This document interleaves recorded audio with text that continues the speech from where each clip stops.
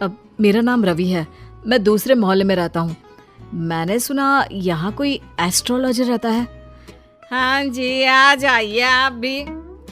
माँ जी चाय ले आइए ना सभी के लिए। देखिए आंटी, आपकी बेटी के भाग्य में बेटा तो है, लेकिन 2 साल बाद। लेकिन इसकी तो पहली बेटी ही इतनी लक्की है कि नाम रोशन कर देगी। पर हाँ, लड़का हुआ ना तो जीवन में दाग लग सकता है। दाग? कैसा दाग? जैसे वो किसी का खून कर दे या फिर चोर बन जाए। क्योंकि एस्ट्रोलॉजी कहती है 3 लड़की के बाद होने वाला लड़का ना सुखी रहेगा ना रहने देगा। ओहो बहू, ये तो अच्छी बात बता दी तुमने। मैं अभी उसे फोन करके बता देती हूँ। तेरा बहुत बहुत शुक्रिया बहू। कोई बात नहीं। हाँ जी, आप कौन और यहाँ का पता किसने दिया? जी, नीरज नाम है मेरा दोस्त है ना अजय। अच्छा, अजय भैया के दोस्त हैं आप? बताइए ना। अब वो क्या है ना, आपने उनको जो डेट बताई थी उसी दिन उनकी नौकरी लगी, तो मैंने सोचा मैं भी आपसे पूछ लूँ कब तक नौकरी लगेगी। क्या है ना, 2 महीने से खाली बैठा हूँ। ओहो, ये बेरोजगारी भी ना। मैं भी शादी से पहले 2 साल खाली बैठी थी। कुछ था नहीं तो एस्ट्रोलॉजर का कोर्स कर लिया।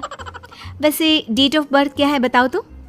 बहू लैपटॉप पर देखती है और फिर फुल कॉन्फिडेंस से कहती है, अरे तुम्हारे पास तो नौकरी है और तुम बोल रहे हो कि बेरोजगार हो, कैसे? अरे आप बिल्कुल सही बोल रही हैं, लेकिन आपको कैसे पता चला?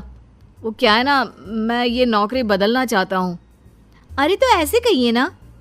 देखिए, नई नौकरी के संयोग इस साल तो नहीं है। लड़का वहाँ से चला जाता है।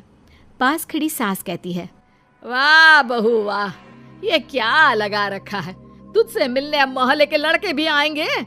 माँ जी, ये मेरा काम है। अरे वो अजय भैया के दोस्त थे। देख बहू, मैं साफ साफ कह देती हूँ, कल से तेरी दुकान यहाँ दिखनी नहीं चाहिए। माँ जी, ये मेरा शौक है। मैं थोड़ा बहुत लोगों की मदद करती रहती हूँ तो मन लगा रहता है। लेकिन कहते हैं ना, सास के सामने किसी की नहीं चलती। मैं जानती थी ये विद्या मुझे बंद करनी ही पड़ेगी।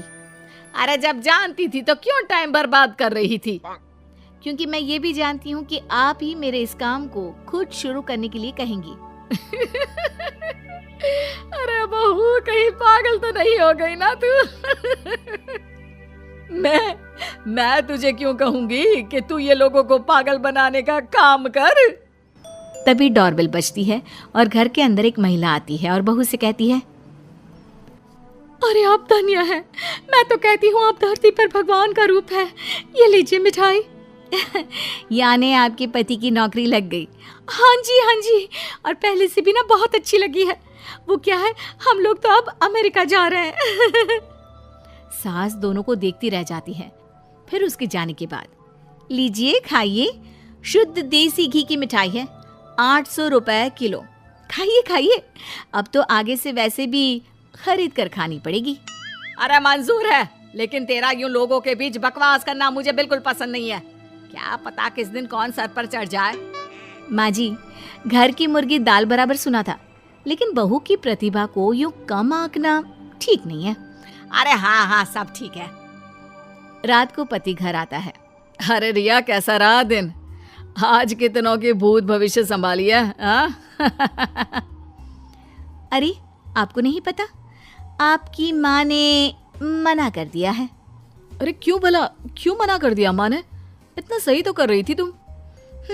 वो तो ठीक है, लेकिन तुम्हारी माँ को लगता है कि मैं जो बोलती हूँ वो हवा में उड़ती बात होती है। उन्हें मेरी विद्या पर भरोसा ही नहीं है।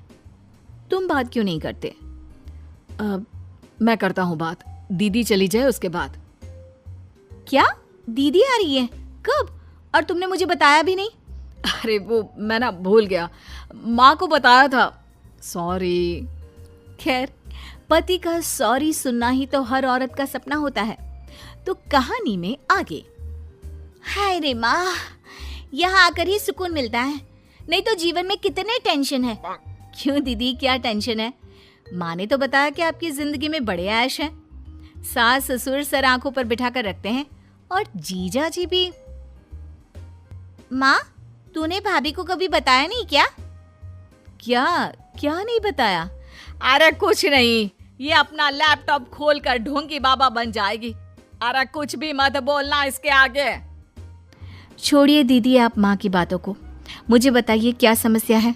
सही कहा भाभी, मैं वैसे भी आप सास बहू के चक्कर में नहीं पड़ती।